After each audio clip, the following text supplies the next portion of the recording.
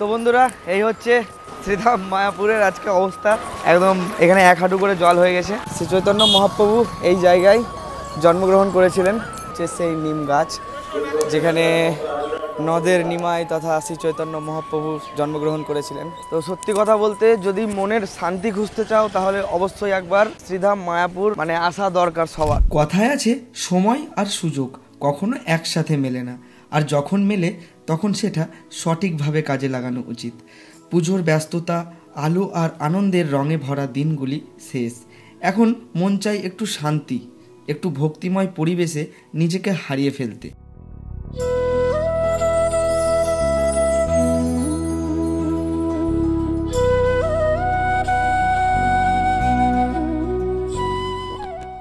তো চলুন বন্ধুরা, আজ একসাথেই পা বাড়াই একদিনের এই বিশেষ ভ্রমণে। আজকের এই বিশেষ যাত্রায় আমরা ঘুরে দেখব শ্রীধাম মায়াপুর ও নবদ্বীপের কিছু আকর্ষণীয় স্থান।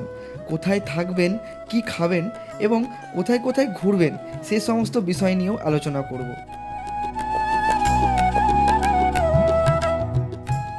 আজকের গল্প শুরু হচ্ছে আমার খুব পরিচিত স্টেশন কাশিমবাজার থেকে। তো বন্ধুরা ভিডিও শুরু করার আগে তোমাদের সকলকে শারদীয়ার অনেক অনেক শুভেচ্ছা, শুভ বিজয়ের অনেক শুভেচ্ছা। তো পুজো সব কিছুই শেষ হয়ে গেল। তো আজকে আমরা প্ল্যানিং করলাম আমরা এখান থেকে মায়াপুর ঘুরতে যাব।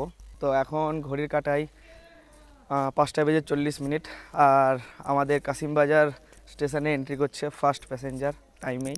তো এই হচ্ছে ফার্স্ট প্যাসেঞ্জার, আর এখানে আর একজন ব্লগার রয়েছে। চলো তো বন্ধুরা ফাইনালি উঠে পড়লাম কাশিমবাজার থেকে ট্রেনে। তো আমাদের ট্রেন এই মুহূর্তে ছেড়ে দেবে। তো এর পরবর্তী স্টেশন আছে বহরমপুর কোর্ট, আর আমাদের ডেস্টিনেশন হচ্ছে কৃষ্ণনগর জংশন। তো ছেড়ে দিচ্ছে কাশিমবাজার স্টেশন থেকে। তো কাশিমবাজারকে বাই বাই করে আমরা রওনা দিলাম কৃষ্ণনগর সিটি জংশন। তো আমরা হঠাৎ করে আজকে প্ল্যানিং করলাম শ্রী চৈতন্য মহাপ্রভুর দেশে যাব। আমাদের পুজোর আমেজ এখনো মানে কাটেনি। তো মন খারাপ, কিন্তু এখন মন খারাপ করলে চলবে না, মনের মধ্যে কনফিডেন্স নিয়ে আসতে হবে, তাই তো? একদম। তো হাতে সময় অল্প আছে, তো আমরা আবার নিজের সবাই কাজে বেরিয়ে যেতে হবে। তো যাই হোক, পরবর্তী স্টেশন আছে আমাদের বহরমপুর কোর্ট। তো চলো সেখানে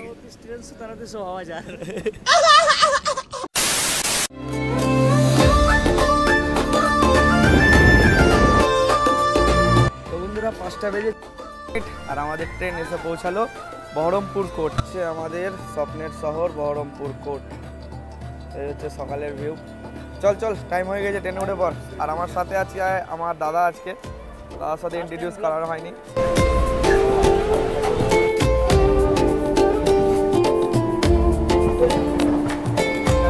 তো বন্ধুরা 5:55 আর আমাদের ট্রেন এসে পৌঁছালো এখন সারগাছি স্টেশন।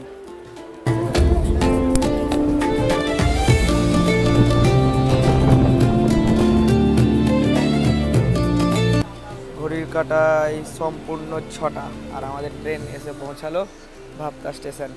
আর এর পরবর্তী স্টেশন আছে বেলডাঙ্গা। তো বন্ধুরা ব্যাপারটা হচ্ছে কিছুক্ষণের জন্য চোখ লেগে এসেছিল। তো অলরেডি আমরা এখন বেথুয়া ডহরি মানে এন্টার করেছি। তো এরপরে এই 2টো স্টপেজ পর আমরা নেমে যাব ধুবুলিয়া স্টেশনে। 6:50 আর আমাদের ট্রেন ছেড়ে দিল এখন। অনেকের মনে প্রশ্ন আসে মায়াপুর সহজে কিভাবে পৌঁছানো যায়। আসলে মায়াপুর যাওয়া খুবই সহজ। আপনি যেখান থেকেই আসেন না কেন, রাস্তা, রেল বা গাড়ি 3ভাবেই সম্ভব। যদি আপনি কলকাতা থেকে আসেন তাহলে শিয়ালদা স্টেশন থেকে কৃষ্ণনগর সিটি জংশন পর্যন্ত ট্রেন ধরতে পারেন। সেখান থেকে গাড়ি বা টোটো ধরে প্রায় 30 থেকে 40 মিনিটের মধ্যে পৌঁছে যেতে পারেন ইস্কন মন্দিরে। তো রাধে রাধে বন্ধুরা, 7:04 আর আমরা এসে পৌঁছালাম এখন ধুবুলিয়া জংশন। আর আমাদের ট্রেন ফার্স্ট প্যাসেঞ্জার বেরিয়ে গেল। তো আমরা এখন রয়েছি ধুবুলিয়া স্টেশন। তো আমরা এখান থেকেই মায়াপুরের জন্য রওনা দেব। তো চলো একদম আমরা স্টেশন থেকে এক্সিট করে তোমাদের সাথে কথা হচ্ছে। তো আমাদের কথা ছিল আমরা কৃষ্ণনগরে নামবো। তো আমাদের মানে ধুবুলিয়ায় নামলে সুবিধা হয়, কৃষ্ণনগরে মানে কৃষ্ণনগর থেকে আমাদের অনেকটা মানে সময় লেগে যাবে। তার জন্য আমরা কৃষ্ণনগর যাওয়া ক্যান্সেল করে আমরা ধুবুলিয়াতেই নেমে পড়লাম আর কি। আর আমার সাথে আজকে এসেছে দেখতে পাচ্ছ পুরো টিম মেম্বার নিয়ে এসেছি আমি।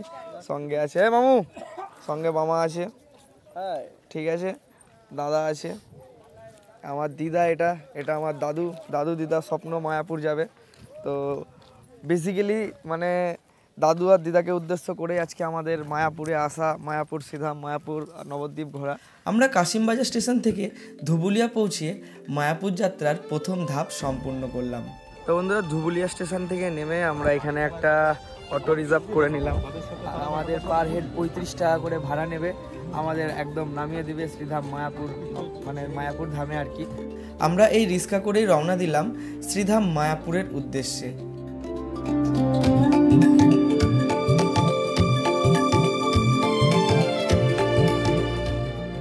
আমরা প্রায় 30 থেকে 40 মিনিটের মধ্যেই পৌঁছে গেলাম মায়াপুরের খুব কাছে।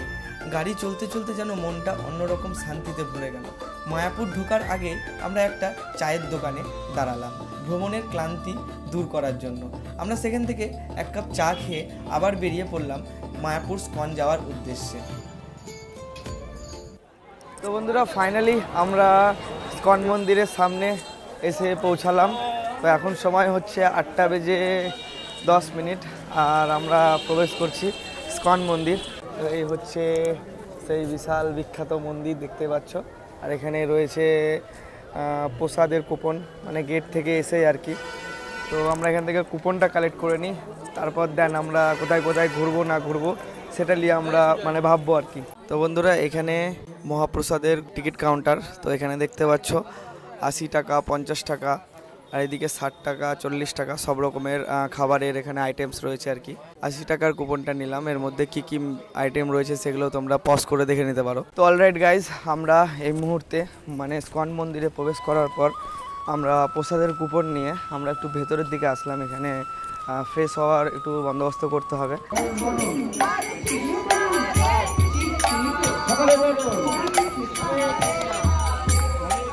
তো সত্যি কথা বলতে, যদি মনের শান্তি খুঁজতে চাও তাহলে অবশ্যই একবার শ্রীধাম মায়াপুর, একবার না দুইবার না, যতবার আসবো ততবার মন থেকে চাইবে শ্রীধাম মায়াপুর নবদ্বীপ আসবো। তো এখনও আমরা মানে সেইভাবে ঘোরা মানে শুরু করিনি আর কি, জাস্ট সকালের ভিউটা আমরা দেখছি, ঠিক আছে।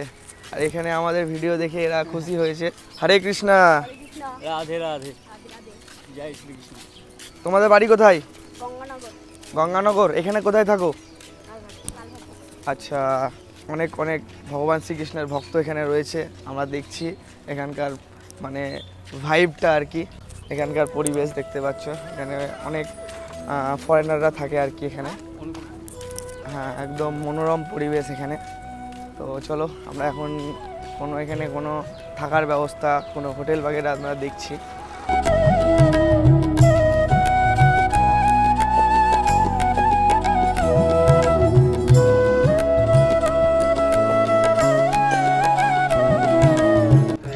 চৈতন্য ভবনের রুম। তো বন্ধুরা, ফাইনালি আমরা চৈতন্য ভবনে আমাদের রুম বুক করলাম।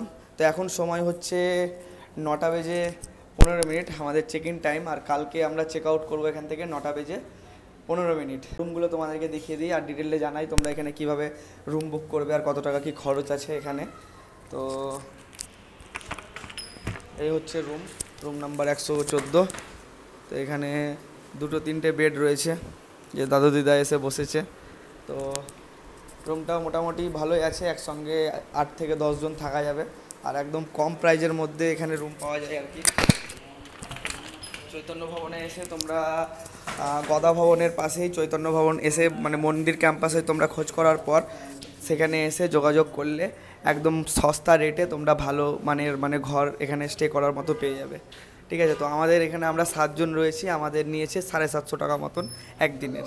তো যাই হোক, আমরা একদম ফ্রেশ হয়ে নিই, তারপরে আমরা মন্দির ক্যাম্পাস ঘুরবো আর নবদ্বীপ যাব। নবদ্বীপের কিছু সাইট সিন আমি তুলে ধরার চেষ্টা করব। তো একদম ফ্রেশ হয়ে দেখা হচ্ছে তোমাদের সঙ্গে।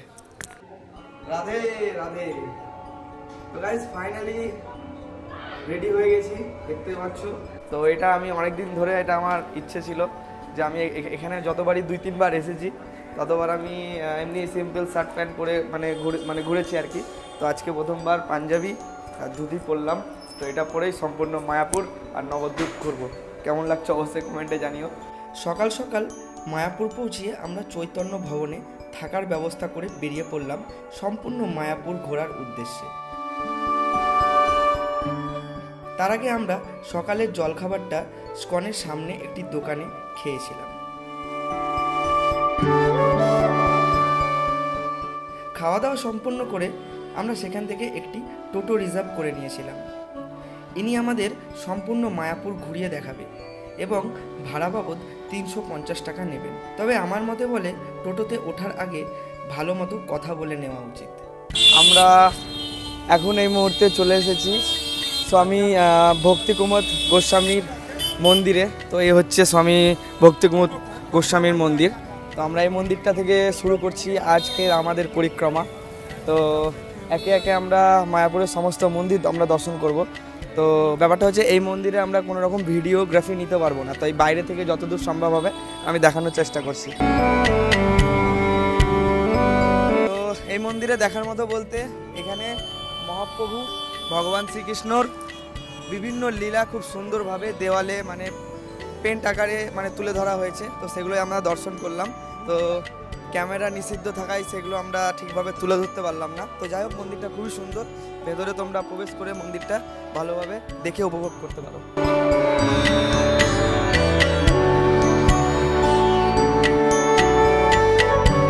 দেখতে পাচ্ছ সবাই বসে রয়েছে, আমাদের ফুল ফ্যামিলি, দাদু দিদা রয়েছে, পেছনে মামা আছে, সবাই মিলে আমরা এখন বেরিয়ে পড়েছি। তো একে একে সম্পূর্ণ মন্দিরও আমি তোমাদের সঙ্গে তুলে ধরার চেষ্টা করছি।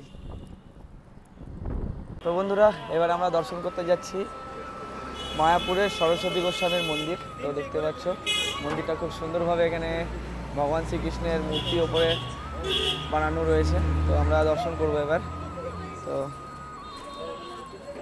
তো এই মন্দিরে প্রবেশ করার বাঁ পাশেই আমরা এখানে বৃন্দা দেবীকে দর্শন করলাম। তো এই হচ্ছে বৃন্দা দেবী। তো বন্ধুরা, এবার আমরা দর্শন করব মহাপ্রভুর জন্মস্থান। শ্রী চৈতন্য মহাপ্রভু এই জায়গায় জন্মগ্রহণ করেছিলেন। তো সেই জায়গাটায় আমরা দর্শন করতে যাচ্ছি এখন। তো চলো মন্দিরে প্রবেশ করা যাক। তো বন্ধুরা, এই হচ্ছে সেই জায়গা বা সেই মন্দির যেখানে আমাদের মহাপ্রভুর জন্ম হয়েছিল। শ্রী চৈতন্য মহাপ্রভু জন্মগ্রহণ করেছিলেন।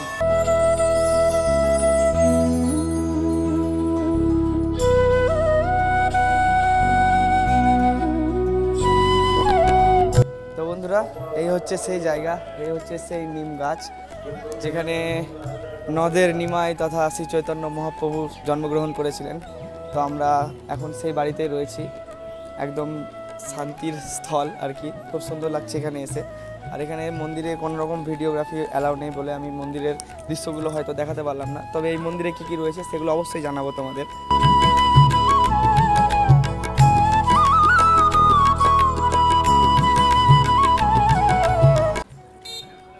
তো বন্ধুরা, আমরা বেরিয়ে আসলাম মহাপ্রভুর বাড়ি থেকে, মানে মহাপ্রভুর জন্মভূমি মন্দির আমরা দর্শন করলাম।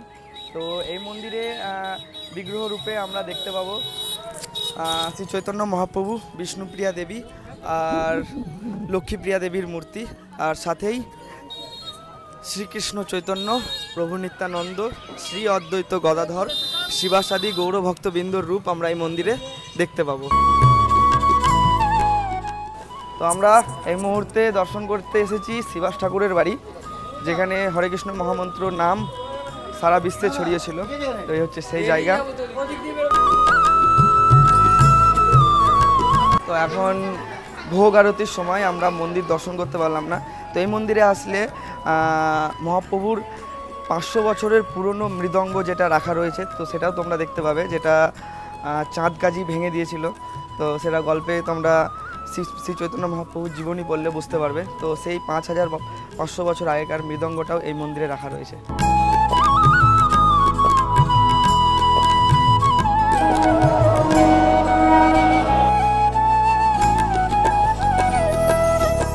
আমরা খুবই সুন্দর একটা মন্দির দর্শন করলাম। শ্রী গৌরাঙ্গ মহাপ্রভুর পাশে বিষ্ণুপ্রিয়া দেবী, লক্ষ্মীপ্রিয়া দেবী আর রাধারানী ও শ্রীকৃষ্ণ আর গৌরাঙ্গ মহাপ্রভুর খুব সুন্দর মূর্তি আমরা এখানে মানে একদম আধুনিক সাজে মানে সজ্জিত করা রয়েছে। তো সেগুলোই দেখলাম আর কি, খুব ভালো লাগলো। এর পরবর্তী আমরা যে মন্দিরটি দর্শন করব সেটা হবে শ্রী চৈতন্য মহাপ্রভুর মাসির বাড়ি।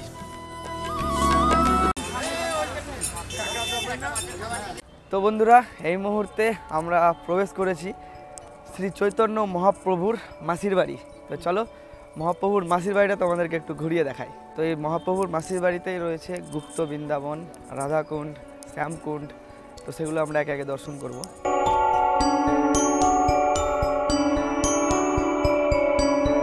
তো বন্ধুরা, এই মুহূর্তে আমরা সাক্ষাৎ দর্শন করছি মহাপ্রভুর সরভুজ অবতার, মানে শ্রী ভগবান শ্রী বিষ্ণুর 6টি অবতার এই মূর্তির মধ্যে খুব সুন্দরভাবে তুলে ধরা হয়েছে।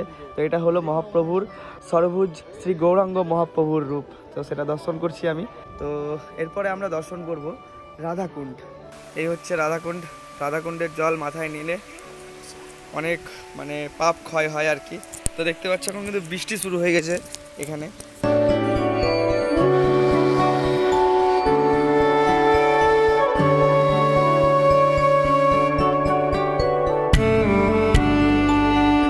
তো বন্ধুরা, এই মুহূর্তে আমরা প্রবেশ করেছি গুপ্ত বৃন্দাবন। তো এই হচ্ছে গিরি গোবর্ধন পর্বত। তো এটাই হচ্ছে মায়াপুর নবদ্বীপ ধামের স্পেশালিটি। দেখতে পাচ্ছ মানে গুপ্ত বৃন্দাবন থেকে শুরু করে বৃন্দাবনের সমস্ত কিছু কিন্তু তোমরা এই শ্রীধাম মায়াপুর নবদ্বীপে তোমরা সম্পূর্ণ কিছু দর্শন করতে পারবে। তো এই হচ্ছে আমি এখন দর্শন করছি গিরি গোবর্ধন পর্বত। তো আমরা গিরি গোবর্ধন পরিক্রমা সম্পূর্ণ করলাম। তো বন্ধুরা, এই হচ্ছে অবস্থা। আমরা একটা মন্দিরে মানে মাসির বাড়ি এসে মাসির বাড়িতে আটকেছিলাম, বৃষ্টি হচ্ছে অবস্থা দেখতে পাচ্ছ। প্রায় সারাদিন মায়াপুরে ঘুরে অবশেষে আমরা স্কন মন্দিরের দিকে রওনা দিলাম। সারাদিনের ক্লান্তি থাকলেও মনে হচ্ছিল মনটা একটা আলাদা অদ্ভুত শান্তিতে ভরে গেছে। এত ভক্তিমূলক পরিবেশ এবং পরিষ্কার পরিচ্ছন্নতা, আর সেখানকার মানুষের মধ্যে এমন ইতিবাচক ভাব যার কোনো তুলনা হয় না। তবে দুঃখের বিষয়, আজ প্রকৃতি আমাদের সাথ দেয়নি। প্রচণ্ড পরিমাণে বৃষ্টি হওয়ার কারণে আমরা নবদ্বীপ আর যেতে পারলাম না। সম্পূর্ণ মন্দির ক্যাম্পাস জলে ভরে গেছে। আর কোনো মন্দির সেভাবে দর্শন করতে পারলাম না। সোজা চলে আসলাম ইস্কনে। তো এখানে আমাদের যে প্রসাদের কুপন নিয়েছিলাম, তো আমরা এখন যাচ্ছি যেখানে প্রসাদ দেবে।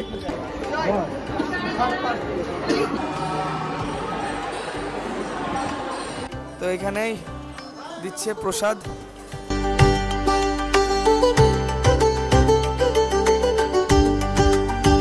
এইমাত্র আমাদের খাওয়া দাওয়া মানে ভোজন সম্পূর্ণ হলো আর কি। তো বন্ধুরা, এই হচ্ছে মায়াপুরের আজকের অবস্থা। দেখতে পাচ্ছ মানে প্রায় 2-3 ঘন্টা ধরে লাগাতার বৃষ্টি হওয়ার পর এরকম অবস্থা। একদম এখানে 1 হাঁটু করে জল হয়ে গেছে। আর এই হচ্ছে গদা ভবন। আমরা গদা ভবন থেকে মাত্র আমরা দুপুরের খাবার খেয়ে বেরিয়ে আসলাম। তো সেরকমভাবে আমরা নবদ্বীপ পরিদর্শন করতে পারিনি। তো আমরা আবার আমাদের রুমে ফিরে যাচ্ছি। তো বন্ধুরা, এটাই ছিল আজকের মায়াপুর যাত্রার প্রথম পর্ব। এখানে আমরা ঘুরে দেখলাম মায়াপুরের রাস্তাঘাট, শান্ত মন্দির চত্বর আর ভক্তিময় পরিবেশ। কিন্তু গল্প এখানেই শেষ নয়। আগামী পর্বে আমরা ঢুকে পড়ব স্কন মন্দিরের অন্তরালে। দেখব সন্ধ্যার সেই মন ছোঁয়া সন্ধে আরতি, জানব চন্দ্রোদয় মন্দিরের ইতিহাস এবং বহুপাদের জীবনী, আর জানব শ্রীচৈতন্য মহাপ্রভুর জীবন, ভক্তি আর স্কনের গৌরাঙ্গময় ইতিহাস। তাই ভিডিওটি ভালো লাগলে অবশ্যই লাইক, কমেন্ট অ্যান্ড সাবস্ক্রাইব করতে ভুলবে না। দেখা হচ্ছে পরবর্তী পর্বে। রাধে রাধে।